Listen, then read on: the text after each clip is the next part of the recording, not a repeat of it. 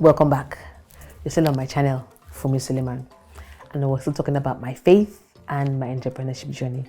And as I journey along, and I'm so glad you're here with me growing as well. Let me know if there's anything else you would like to hear. Don't forget to subscribe and like. Thank you. God bless. Shalom.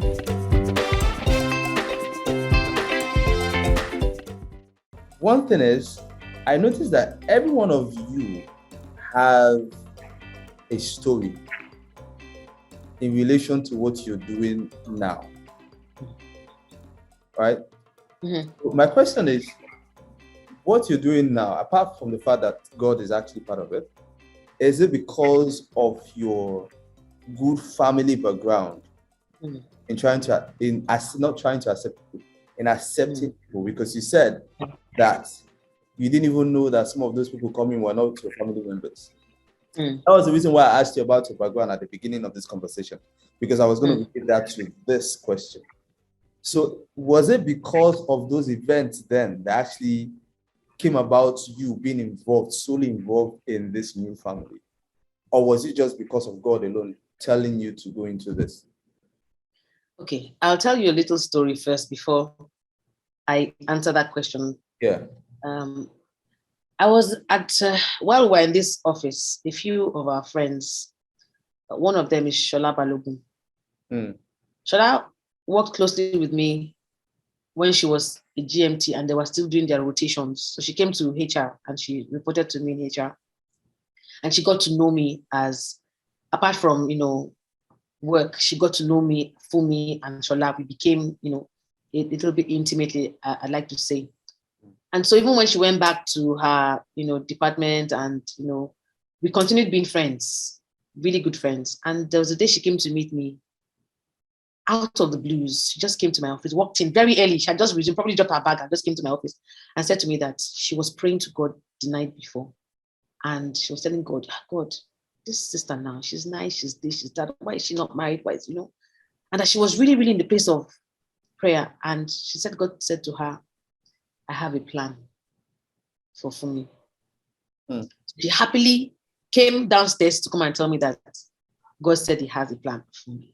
And I said, thank you. Whether or not I knew that before, of course I felt very touched that, someone actually took me to God in prayer. Everything that we go through as human beings, every lesson, every experience is a lesson. Yeah. And we need to be attentive to them to get it when God is passing it on to us, because we are going to need it for something in the future. Yeah. There's nothing that happens to us by chance or in error. Yeah. Especially when it's God ordained. There's always a reason why something happens to you. All those things that I had, all those, all the experiences, all the people in our family and all that, has helped me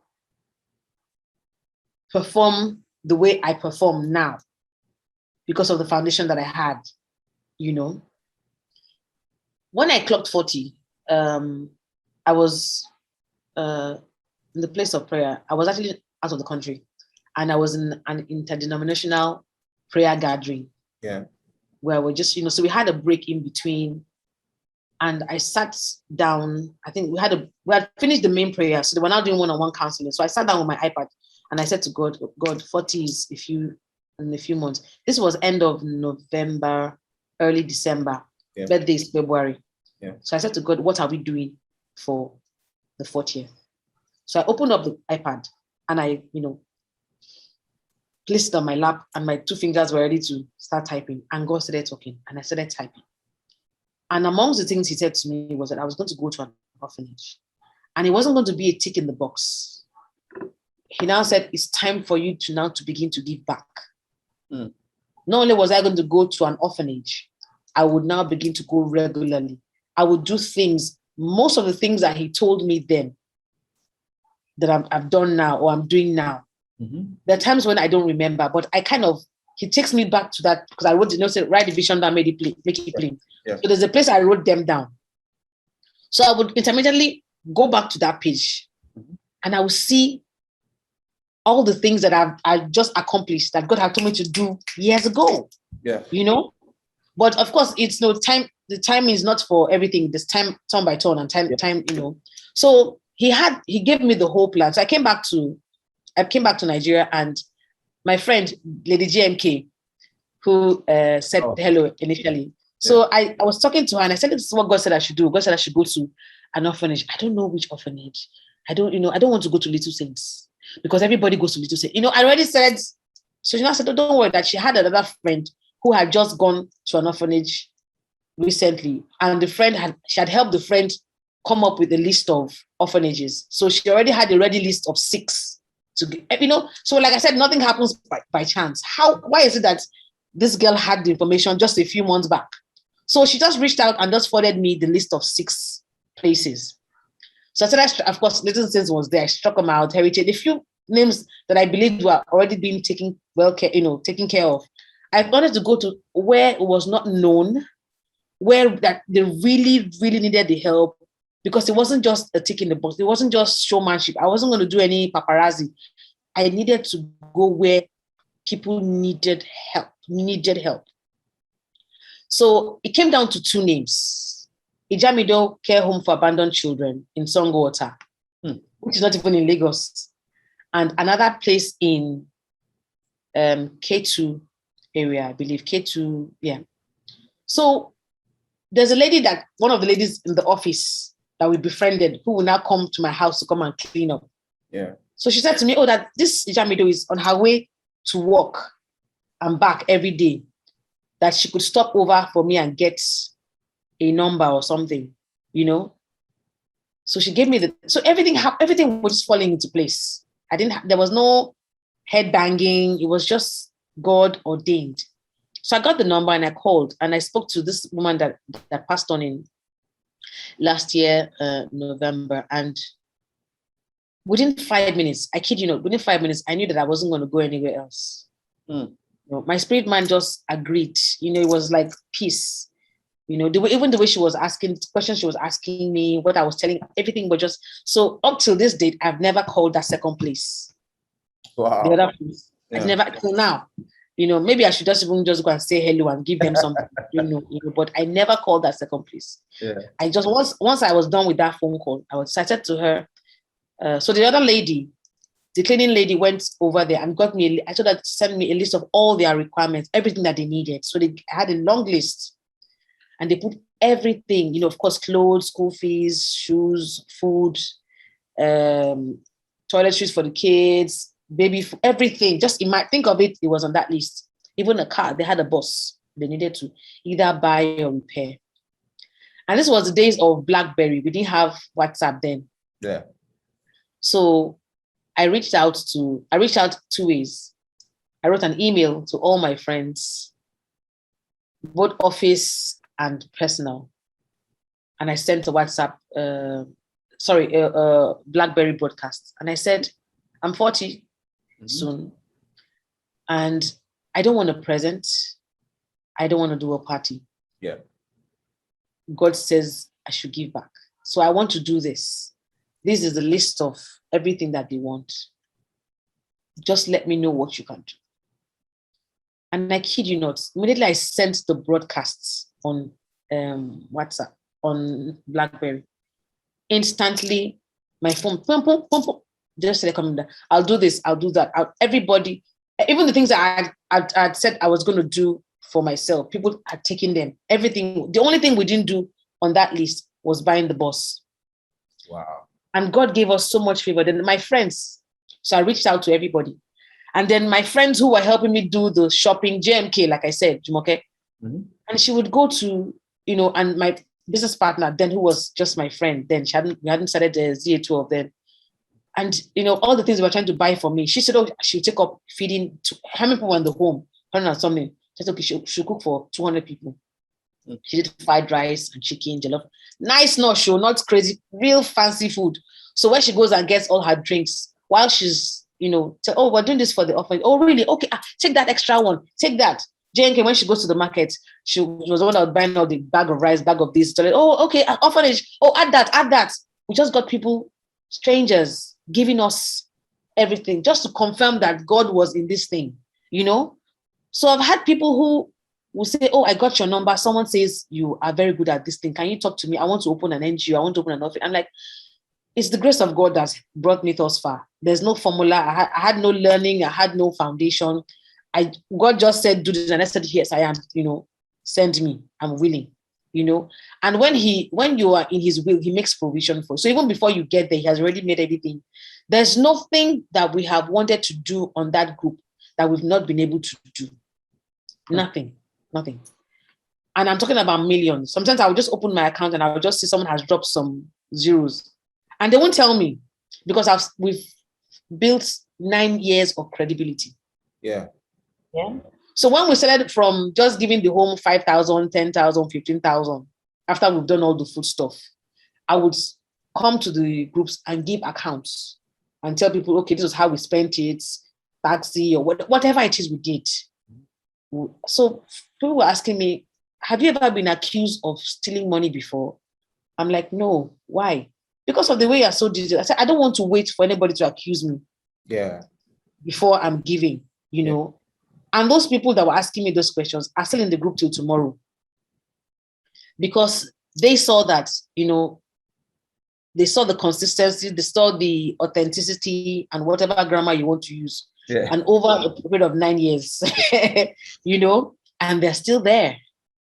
And a friend of mine was, let's do an NGO, let's open up a page. I said, God did not send me. The one that God sent me to do is what I'm doing now. He didn't tell me to open page. He didn't tell me to open accounts or, open NGO. Yeah. He just told me go to the orphanage and be consistent there. And that person said, why is he only there? Why don't you go to that place? I said, no, because there's still work there. People are still dumping children every day. The children are growing. There's a lady that you saw me standing by her. Yeah. When I went to the home, she was 4 years old. Now she's 11, 12. Yeah. Yeah. And she's from the first day she took to me, she took my bag, she took my phone, she was pushing everybody away from me. I call her my first daughter. Her name is Esther. And she can walk to the gentleman. And in fact, she walked to him and told him that she wanted to talk to me on the phone. And she told her, don't worry, Auntie Fumi is coming. So when I came in, we had our meeting. She gave me her demands. I told her, no problem. All the things you want, I'll do for you. I just want to see that your results are great. So when I sent for her school results, I wasn't impressed. And I told her that all these things, I can't do all these things for you with this kind of result. It's as if I'm rewarding you for being bad. Yeah. I spoke to her in first term.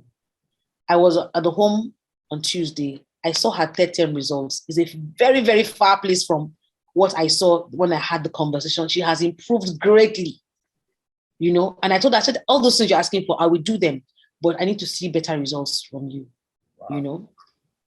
And when I asked her, she said, when I read, I don't understand. I need someone to explain to me. So it's part of the reasons why I said we got this lady to come on board and just come and talk to them, because there's some places you don't know how they feel, maybe they feel inadequate. And a few of them came up to me after I had my session to say, they had problems in making friends, they had problems in blending, so hopefully this lady, the relationship that they were established with this lady under her tutelage, they would come up better. They'll come into their own, they'll be better, they'll be happier, and of course God will take control in all of it. So that was how I started going to the home, and when I went there and my first day there, it was just, in fact, there was a time I had to face the wall and I bawled. I was shaking I was crying because I had not seen it like this. I didn't understand what God was telling me, And even after the lady passed on, some of the things, God won't give you the whole picture. He just gives you snippets. Yeah. And then you go back to him to say, God, I've done this. And he'll tell you, okay, go like this, go like that. So in all the 9 years, the picture I have of the whole vision now, I didn't have it when I started. And I'm sure I don't have all the picture. There's still some other places that we're going to. We're still on a journey, But it's been a beautiful journey. It's quite a lot of pictures. 9 years, beautiful journey. Yeah. So in what you're doing, is it because of the orientation from your parents? I want to believe that it helped me very quickly. Hit the ground running. Yeah. Yeah, my background. Connecting to them, you talking to them, you understanding their plight. And the truth is, I just came and I just share my story. So even when it's time for me to have formal conversations, I reach out into my own Pandora box. I bring out something that resonates very well with them, and immediately able to connect very easily, just to drive home the fact that there's nothing different from them. The only thing is that they are growing up in a home, in an orphanage home, and other children are growing up in. I said to them that even some of the benefits that they have, I didn't have it. Like, for example, big one, very obvious, pocket money. My parents didn't bring us up with the, we didn't have the culture of having pocket money as growing up kids, For those of us that did universities outside of home, when they bought your provisions, they probably just give you enough money for transport or maybe going and coming. And that was it. I didn't have pocket money, And I said to them, I know you guys get pocket money. So there's some things that you guys are benefiting from in the home that some of us never did, benefit from. So what's the next project that you guys are planning for? School fees. It's back to school now. Yeah. Back to school. Back to school. So but the one we just wrapped up now is this lady, because we will be the one that will be picking up her monthly, because of course it's not going to be free now. Yeah. The psychologist, she gave us a really good discount, but of course that's where she actually gets her. She's a family person, she has to feed her family, feed her staff, so she needs to get paid. So we're going to be picking up our monthly tab.